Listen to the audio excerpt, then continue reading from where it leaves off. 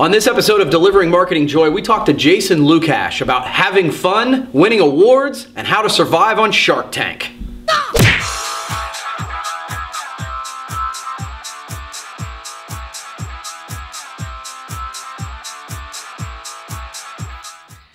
Hey everybody, and welcome to another edition of Delivering Marketing Joy. I'm your host, Kirby Hasseman, and joining me today is one of the founders of Orange Audio, Jason LUCASH. So Jason, thanks so much.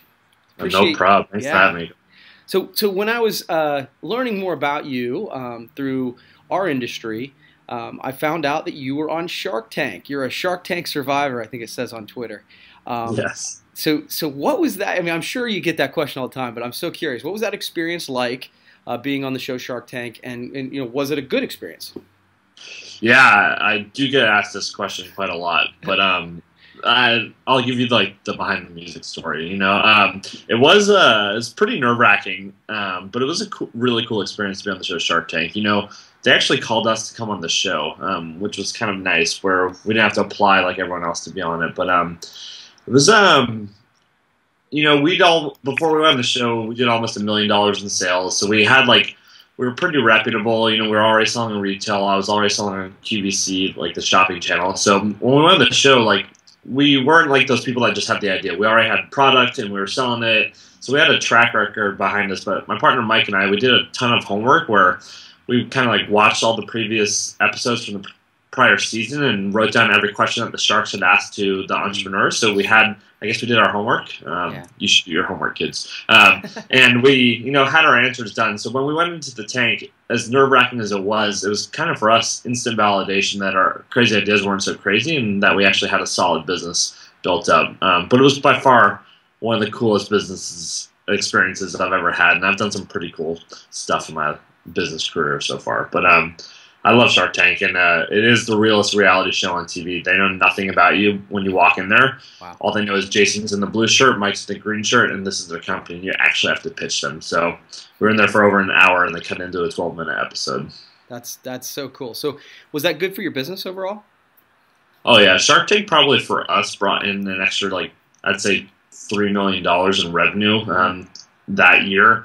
We picked up a lot of retailers from being on the show, like Bed Bath & Beyond and Urban Outfitters and Costco. So by far it was well worth it. You know, they've rerun our episode I think like 30 times now. It was on last week when we were at the PPI Expos. People came up to the booth. They're like, "Oh, we saw it on TV last night." I was like, "Okay, that's weird. I didn't know." They don't tell you when it's going to be a rerun. So, yeah. But yeah, it was a great experience, and it really helped build the brand. I think in retail. And then for promo, it's you know, gave a lot of people, you know, recognize our name and whatnot now. So yeah, that's super cool.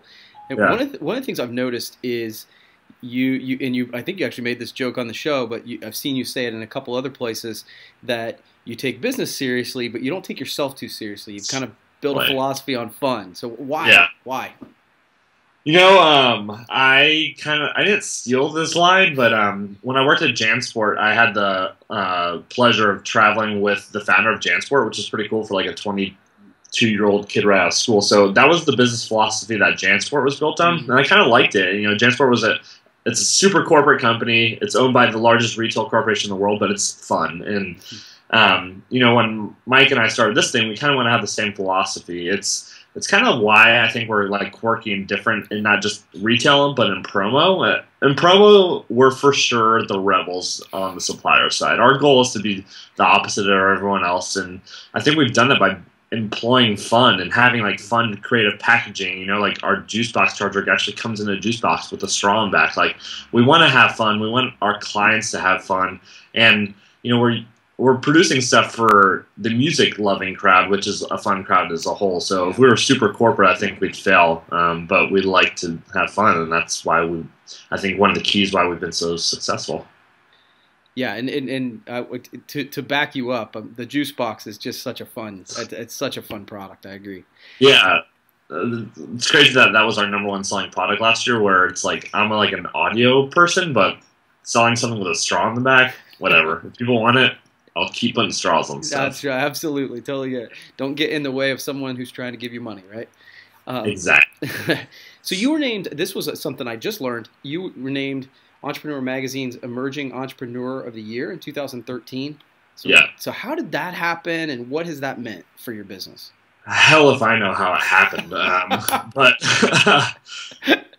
I beat out some like pretty solid competition too. It was kind of cool. The year prior, the guy who started Skull Candy won, so it was like Audio People 2 years in a row. But for me, that's winning the Best Actor award at the Academy Awards for my industry, right? Like, I'm an entrepreneur. Like, it doesn't get bigger than that. Winning Entrepreneur Magazine's Entrepreneur of the Year. It was a pretty cool award. It was a cool experience. It really, for me, it opened up a lot of doors for like speaking. I do a lot of like speaking engagements, and after that article came out and the whole spread and whatnot, it really brought in a lot of outside of org audio business for me too. But I think it gave more like reputable like sense to my name and the person behind this brand. But it was a pretty cool award to win, and that I think that's probably the best award that I've won to this day. Actually, I was UC Davis's, where I went to school, Alumni of the Year last year, but for me, like, to show all my friends that actually, like, college meant something to me, that's, like, kind of cool, too. Totally. See, I did pay attention. Yes. No, right. Okay, well, cool, man. And congratulations on that, because you're right. I totally agree. I mean, that's a recognition that when I was looking through, well, quite frankly, your website, and I saw that, I'm like, holy cow, that's for real. Yeah. So cool. You have been gracious to answer my questions. I usually give people an opportunity to ask me a question, and you haven't told me what it is, so that makes me both excited and nervous. So, shoot. It's going to be like lightning round style. So okay. These are the questions that we ask to all of our employees when we interview them. So it's going to be a couple quick questions. It's got to be like first thing that comes to the top of your mind. So they're not related at all to like business or anything. So awesome. Okay. So we'll just start. If you were a jelly bean, what flavor would you be and why? Grape. Because I like grape. Okay. If you were a brick in a brick wall, where would you want to be located and why? I think I would probably want to be at the top. Why would you want to be at the top? Why would I want to be on the top? It feels like it would be pretty heavy at the bottom. Okay. What's your go-to karaoke song? Go. Ice Ice Baby. Why? I know all the words. And last but not least, if your life was a movie, what movie would it be? Oh, man. I'd love to say Die Hard just because that's cool. But if it would be a movie, what would it be? Death of a Salesman? Yeah, let's go with Die Hard. I like that. That sounds cool. Die Hard. Why? Just because you're extremely badass, right? It's totally badass. That's the reason. I mean, yippee-ki-yay.